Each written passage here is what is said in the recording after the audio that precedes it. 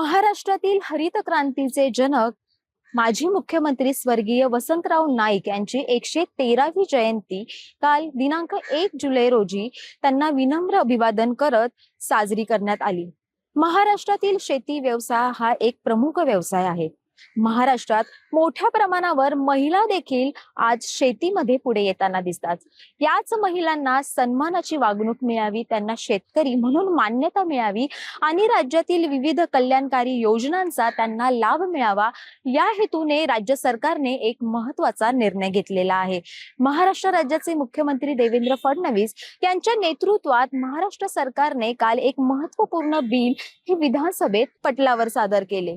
महाराष्ट्र महिला शेतकरी सक्षमीकरण विधेयक 2026 हे विधानसभेत काल पटलावर सादर करण्यात आलेलं आहे। राज्यभरातील शेतकऱ्यांना, प्रामुख्याने महिला शेतकऱ्यांना सन्मान आणि त्यांचं सक्षमीकरण करणारे हे विधेयक नेमकं काय आहे जाणून घेऊयात आजच्या व्हिडिओतून। नमस्कार, मी गायत्री श्रीगोंदेकर आणि कॅमेरावर आहे जयेश पाटील। चला तर मग महिला आमदारांच्या या बिलावर नेमक्या काय प्रतिक्रिया आहेत, महिला आमदार या बिलाविषयी काय सांगतात पाहूया। आज जर का खऱ्या अर्थाने तुम्ही जर पाहिलं तर शेती कसण्याचा जो विषय आहे किंवा जिथे मेहनतीचा विषय आहे ती सगळी कामं शेतामध्ये महिलाच करत आहेत। जिथे यांत्रिकीकरण येत आहे, ट्रॅक्टरचा विषय येतो, अशा ठिकाणी पुरुष मंडळी त्या ठिकाणी आहे। परंतु खरी शेती कसण्याचं काम ग्रामीण भागामध्ये ह्या आमच्या माता भगिनीच आहेत। खऱ्या अर्थाने मला असं वाटतं या विधेयकामुळे आमच्या शेतकरी महिलांचा सन्मान होत आहे आणि फक्त सन्मान होऊन चालणार नाही तर त्या शेतकरी महिलेला सक्षम सुद्धा करणं तेवढंच गरजेचं आहे। तर ते काम आता देवाभाऊचं सरकार त्या ठिकाणी करत आहे। मला पूर्ण खात्री आहे की या विधेयकाच्या माध्यमामधून आमच्या ज्या शेतकरी महिला आहेत त्या शेतकरी महिलांना खऱ्या अर्थाने आपण त्या ठिकाणी स्वतःच्या पायावरती तिला उभं करणार आहोत। तिला सन्मानाने कसं जगता येईल तिच्या घरामध्ये, समाजामध्ये, हे सुद्धा या विधेयकाच्या माध्यमातून होणार आहे। हे बघा, सरकारी पातळीवरती महिला वंचित याच्यासाठी राहत आहेत कारण महाराष्ट्रामध्ये फक्त 14 ते 15% महिला शेतकरी अशा आहेत की त्या शेतीच्या मालक सुद्धा आहेत। त्याच्या नावाने ती शेती आहे। जो लाभ मिळतो तो 7/12वरती ज्याची नावं असतात त्यांना तो लाभ मिळतो। तर कुठेतरी मला असं वाटतं महिलांच्या नावावरती शेती ही मोठ्या प्रमाणात झाली पाहिजे, जेणेकरून त्यांना त्या योजनेचा लाभ, सरकारी योजनेचा लाभ त्यांना घेता येईल। राज्यातल्या ज्या महिला असतात पुरुषाप्रमाणेच महिला शेतात काम करतात, राबतात। 50% जास्त शेतीची कामं पुरुषापेक्षा जास्त महिला करतात, कोणतेही काम। आणि महिलांच्या नावावर शेती नसते, त्याच्यामुळं महिलांना शासनाच्या योजनेचा लाभ होत नाही। माननीय मुख्यमंत्री देवेंद्र फडणवीस साहेबांचे मी आभार मानतो। त्या महिलेच्या नावावर जमीन जरी नसली, पतीच्या, नवऱ्याच्या नावावर जमीन आहे, भावाच्या नावावर जमीन आहे, वडिलाच्या नावावर जमीन आहे, त्याचा लाभ त्या महिलांना देता येईल अशा प्रकारचं कायदा विधिमंडळामध्ये केलेला आहे। मुख्यमंत्री महोदयांनी हा धाडसी निर्णय घेतलेला आहे।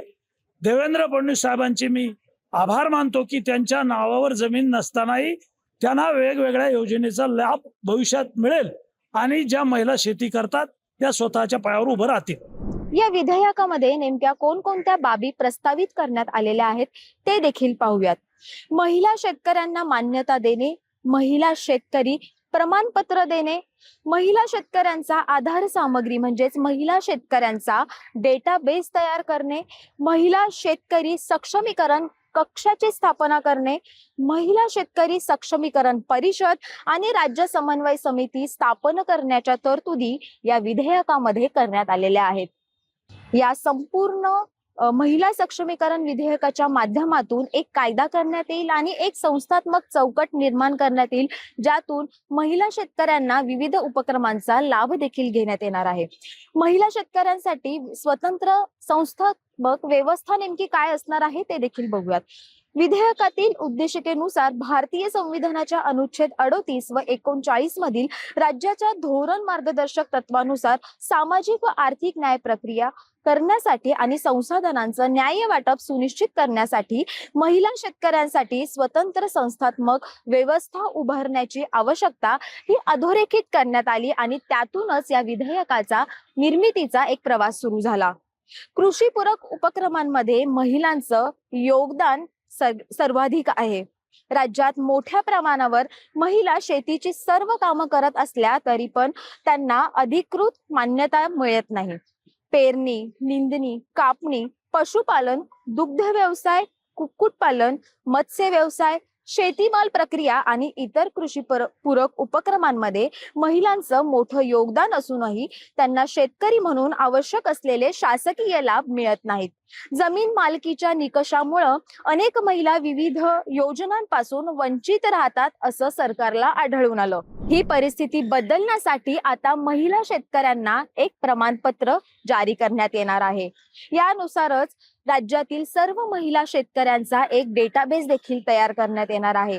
या डेटाबेसनुसार महिला शेतकऱ्यांना आवश्यक योजनांचं प्रभावी नियोजन आणि प्रत्येक लाभार्थी महिला शेतकऱ्यांपर्यंत विविध योजना देखील पोहोचवण्यात येणार आहेत. महाराष्ट्र राज्य महिला शेतकरी निधीची देखील तरतूद करण्यात येणार आहे.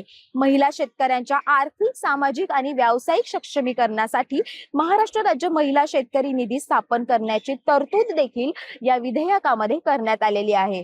म्हणजेच आता महिला शेतकऱ्यांना शेती व्यवस्थेचा केंद्रबिंदू मानून त्यांना प्रत्येक लाभ देण्याची योजना सरकारने या माध्यमातून आखलेली आहे. याबाबत महिला शेतकऱ्यांशी आम्ही संवाद साधला असता त्यांची काय मतं आहेत ते देखील पाहूयात. नमस्कार, माझं नाव कामिका गिरीधर नार्वेकर आणि मी रत्नागिरीच्या एका छोट्याशा गावात शेतीचा व्यवसाय करते. ह्याच शेतीतून आम्ही काळी मिरी, हळद, कुळीथ, मूग ह्या सगळ्या इतर विविध प्रोडक्ट्स आम्ही ग्रो करतो आणि त्या आम्ही मुंबईच्या बाजारपेठेत विकतो. मी नुकताच तरुण भारत मधला आता लेख वाचला की राज्य सरकारने की महिला शेतकरी सक्षमीकरण विधेयक 2026 हे राज्य सरकारने मांडले आहे. आणि ही न्यूज वाचून मला खरंच खूप आनंद झाला, कारण मुळात कैक पिढ्यांपासून महिला ह्या जास्तीत जास्त शेतीमध्ये सक्रिय आहेत आणि खूप जास्त काम करतात. पण तरीही शेतकरी म्हणून अजून ओळख आम्हाला कुठे मिळालेली नाही आहे.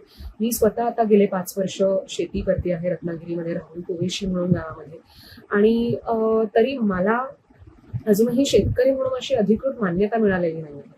म्हणून हे जे राज्य सरकारने आता पाऊल घेतलेलं आहे ते खरंच खूप ऐतिहासिक आहे, कारण त्याच्यातून आम्हाला महिला शेतकऱ्यांना एक मान्यता मिळणार आहे की आम्ही शेतकरी आहोत. आम्ही जे काही काम करत होतो इतके वर्ष, माझ्या आधी ज्या महिला किंवा आत्ताही ज्या महिला काम करत आहेत शेतात, त्यांना ती मान्यता मिळणार आहे, त्यांना तो दर्जा मिळणार आहे की त्या सुद्धा त्यांना त्यांची एक स्वतंत्र आयडेंटिटी मिळणार आहे.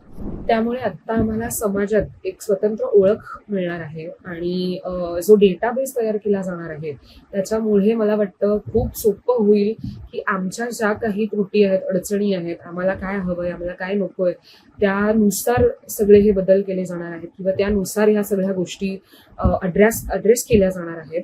त्यामुळे खरंच खूप आनंदाची गोष्ट आहे आणि खूप खूप आभार राज्य सरकारचे की तुम्ही हा एवढा मोठा निर्णय घेता आहात. आमच्यासाठी खरंच खूप आनंदाची बातमी आहे. धन्यवाद. मागील त्याला शेततळ, मुख्यमंत्री सौर कृषी वाहिनी योजना यांसारख्या योजनांमधून शेतकऱ्याला आर्थिक सदन करण्यासोबतच त्यांना संपन्न करण्याचं काम देखील राज्य सरकारच्या माध्यमातून करण्यात येत आहे. मत्स्य शेतीला कृषीचा दर्जा दिल्यामुळे देखील आता मत्स्य शेती करणाऱ्या महिला भगिनींना देखील या योजनांचा लाभ घेता येतो आहे. आणि आता आगामी काळामध्ये त्या मत्स्य शेती करणाऱ्या महिला देखील आज महिला शेतकरी म्हणून सन्मान प्राप्त करणार आहेत. लाडकी बहीण योजना असेल, ज्या माध्यमातून महिलांना आर्थिक पाठबळ देऊन त्यांचं समाजातील स्थान अधिक बळकट करण्याचं काम राज्य सरकारच्या माध्यमातून करण्यात आलेलं आहे.